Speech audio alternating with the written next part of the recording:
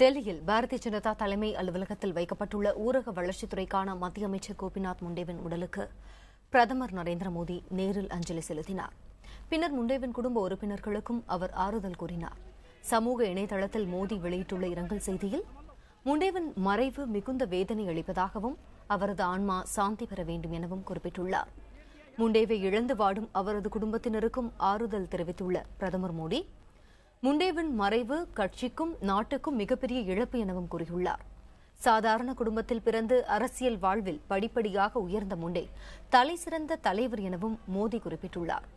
பாரதிய ஜனதா மூத்த தலைவரான அத்வானி, மத்திய அமைச்சர்கள் ராஜ்நாத் சிங், அருண்ஜேட்லி, வெங்கையா நாயுடு, நிதின் கட்கரே, நிர்மலா சீதாராமன், ராம்விலாஸ் பாஸ்வான், RSS தலைவர் மோகன் பகவத், விஸ்வ இந்து பரிஷத் தலைவர் அசோக் சிங்ஹால், தேசியவாத காங்கிரஸ் கட்சியின் தலைவர் சரத்பவார், காங்கிரஸ் துணைத் தலைவர் ராகுல் காந்தி ஆகியோரும் முண்டேவின் உடலுக்கு அஞ்சலி செலுத்தினர்.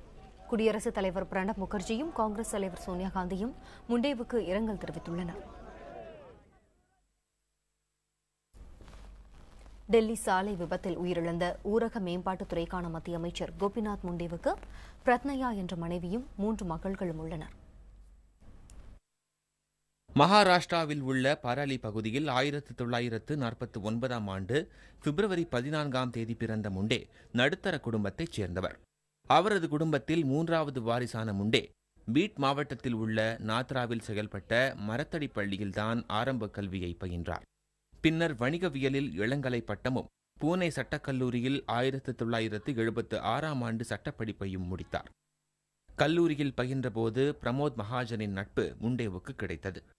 மகாஜனின் நட்பு காரணமாக அவரது சகோதரி பிரத்னயாவை முண்டே திருமணம் செய்து கொண்டார். பாரதிய ஜனதாவின் அங்கமான அகில பாரதிய வித்யார்த்தி பரிஷத் அமைப்பில் தன்னை இணைத்துக் கொண்ட முண்டே, இந்திரா காந்தி ஆட்சி காலத்தின் போது பிறப்பிக்கப்பட்ட எமர்ஜென்சிக்கு எதிரான போராட்டங்களில் பங்கேற்றார். பின்னர் 1971ஆம் ஆண்டு பாரதிய ஜனசங்கத்தில் தன்னை இணைத்துக் கொண்ட முண்டே பீட் மக்களவைத் தொகுதியில் போட்டியிட்டார். பின்னர் பாரதிய ஜனதா கட்சியின் பல்வேறு பொறுப்புகளை வகித்த முண்டே 1991ஆம் ஆண்டு முதல் 1995ஆம் ஆண்டு வரை மகாராஷ்டிரா சட்டமன்றத்தின் எதிர்க்கட்சித் தலைவராக இருந்தார். 1995ஆம் ஆண்டில் மனோகர் ஜோஷி மகாராஷ்டிரா முதலமைச்சராக பதவியேற்றபோது முண்டே துணை முதலமைச்சராக நியமிக்கப்பட்டார். அண்மையில் நடந்து முடிந்த மக்களவைத் தேர்தலில் பீட் தொகுதியில் தேசியவாத காங்கிரஸ் கட்சி வேட்பாளர் சுரேஷ் தாஸை எதிர்த்து போட்டியிட்ட முண்டே சுமார் 2 லட்சம் வாக்குகள் வித்தியாசத்தில் வெற்றி பெற்றார். மோடி தலைமையிலான அமைச்சரவையில் ஊரக மேம்பாட்டுத்துறை அமைச்சராக பதவியேற்றுக் கொண்ட முண்டே டெல்லியில் நடைபெற்ற சாலை விபத்தில் இன்று உயிரிழந்தார்.